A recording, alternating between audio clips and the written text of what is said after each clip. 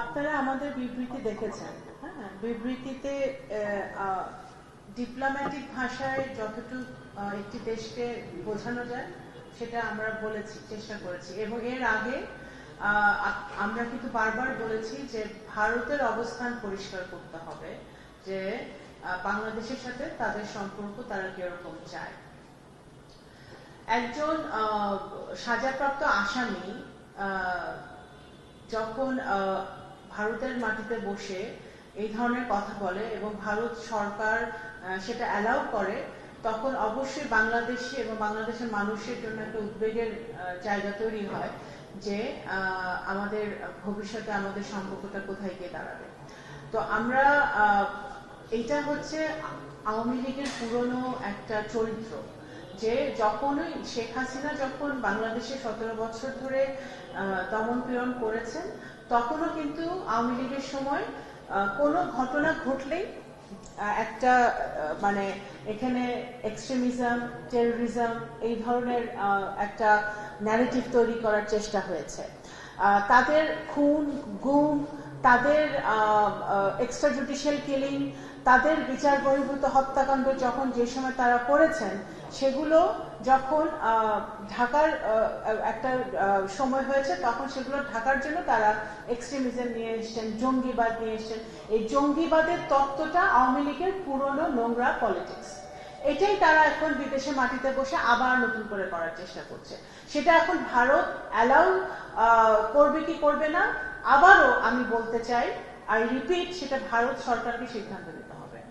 এবং এটা এই জঙ্গিবাদের তত্ত্ব আন্তর্জাতিকভাবে, জাতীয়ভাবে সব আওয়ামী লীগের সময়ও মানুষ এটা বিশ্বাস করে নাই, আন্তর্জাতিকভাবেও সেটা কেউ বিশ্বাস করে নাই, এখনো এটা বিশ্বাসের তো প্রশ্নে ওঠে না।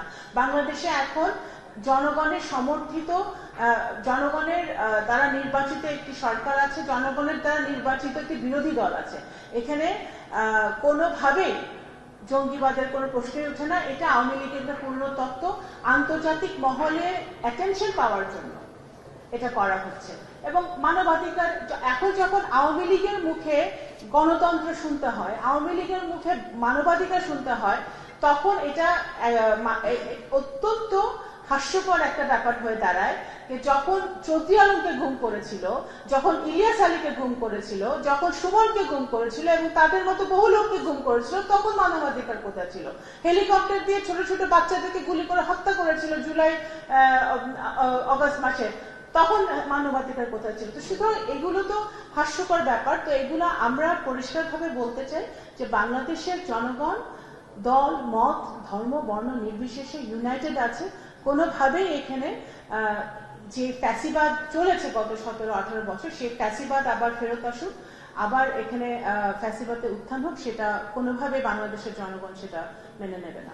আমার প্রশ্ন দুইটা। আমি প্রথম প্রশ্নটা করতে চাই, সেটা হচ্ছে যে একটা স্টেবল পর্যায়ে ভারতের সাথে আমাদের সম্পর্ক পৌঁছেছিল বলে আমাদের অন্তত মনে হয়েছে।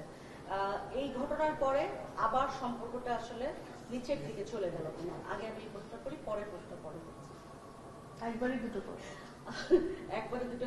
আচ্ছা, আরেকটা হচ্ছে যে আপা, যদিও আপনি বলবেন যে এখনো ম্যাচিউর হয় নাই, সময় আছে, দেরি আছে, কিন্তু ব্রিক্সে প্রধানমন্ত্রীর যাওয়ার বিষয়টা, এটা কতখানি মানে আমি বলছি যে কূটনীতিক সিদ্ধান্তের জন্য ভালো হবে কিনা বিএনপির জন্য, যে এটা একটা একেবারে আরেকজনের দাওয়াত, শুধু এটা এমন না যে দ্বিপক্ষীয় কোনো দাওয়াত, এটা একেবারে আরেকটা সংগঠন সেখানকার দাওয়াত হিসেবে, সেই হিসেবেও প্রধানমন্ত্রী যাবেন কিনা দাওয়াতটা রক্ষা করতে। আচ্ছা, প্রথম প্রশ্নের উত্তর হচ্ছে যে ভারত আর বাংলাদেশের সম্পর্ক উন্নত হোক, সেটা আমি বিশ্বাস করি যে দুই দেশের সরকার, দুই দেশের জনগণ সেটা চায়।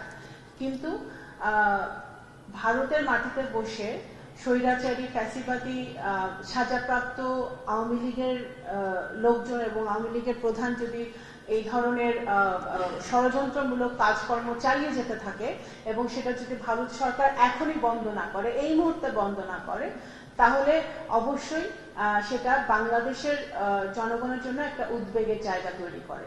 আমরা চাই যে আমাদের সম্পর্ক, ভারতের সাথে আমাদের অনেক ইস্যু আছে, আমাদের দুই দেশের দ্বিপাক্ষিক অনেক ইস্যু আছে যেগুলো আলোচনার মাধ্যমে, ডায়ালগের মাধ্যমে, বৈঠকের মাধ্যমে সমাধান করতে হবে, সমাধানের প্রয়োজন আছে।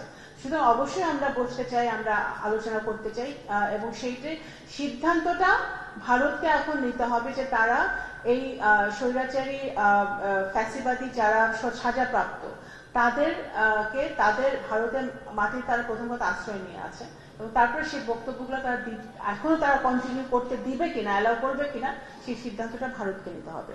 দ্বিতীয় প্রশ্ন হচ্ছে যে ব্রিক্সে যাওয়ার ব্যাপারটা, যোগদানের ব্যাপারটা, অবশ্যই প্রথম কথা এখন বর্তমানে বাংলাদেশ ইজ চেয়ারিং বিমস্টেক, এবং ব্রিক্স একটা মাল্টিল্যাটারাল বডি যেখানে বাংলাদেশ অবশ্যই একটা অংশগ্রহণ, একটা মাল্টিল্যাটারাল বডিতে অংশগ্রহণ করতে আগ্রহী।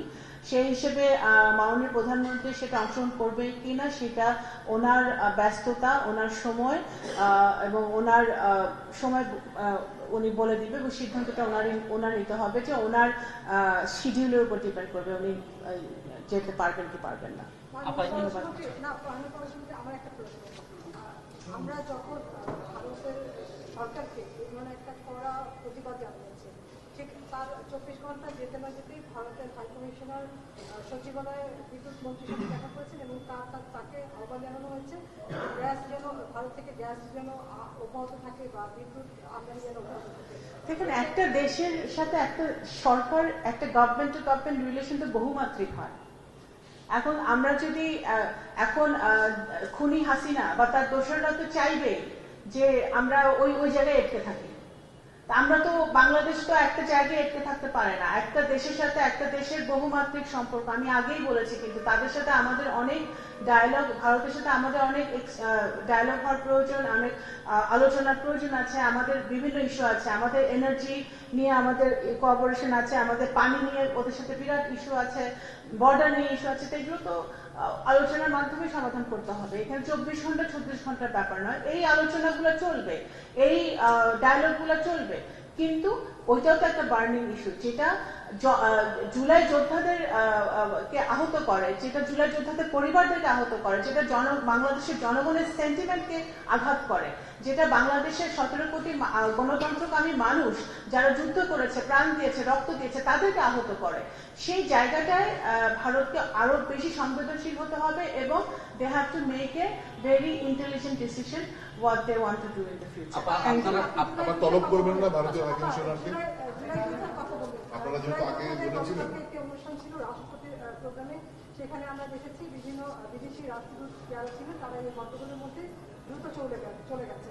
সেটা থেকে পররাষ্ট্র মন্ত্রণালয় কিছুটা বিব্রত হয়েছে এই ধরনের ঘটনা। গতকালকে রাষ্ট্রপতি, আমি ওখানে উপস্থিত ছিলাম না। দেখেন, একটা রাজনৈতিক প্রোগ্রামে বহু ধরনের মানুষ থাকে, এগুলো হতেই পারে। আমি উপস্থিত ছিলাম না, আমি এটা নিয়ে কোনো কমেন্ট করব না। আমার একটা প্রশ্ন ছিল, আপনারা এর আগেও বহুবার ভারতকে এই অবস্থানই জানিয়েছেন, কিন্তু গতকালকে তারপরেও দিল্লিতে এরকম একটা প্রেস ব্রিফিং টাইপ ঘটনা ঘটলো। এরকম যদি চলতে থাকে তাহলে হাইয়েস্ট লেভেলের ভিজিটের মতো ভালো সম্পর্ক কি থাকবে না, অন্তত অতটুকু সীমারেখা বাংলাদেশ টানবে? India is a democratic country. India has to decide what their foreign policy will be regarding Bangladesh. So আমরা চাই ভালো সম্পর্ক থাকুক দুই দেশের জনগণের স্বার্থে, কিন্তু সম্পর্কটা তো হবে সমতার ভিত্তিতে, পারস্পরিক শ্রদ্ধা সম্মানের জায়গা রেখে এবং নিজেদের স্বার্থটাকে বজায় রেখে। তো সেটা ভারত বুঝতে পারলে সবার জন্য মঙ্গল।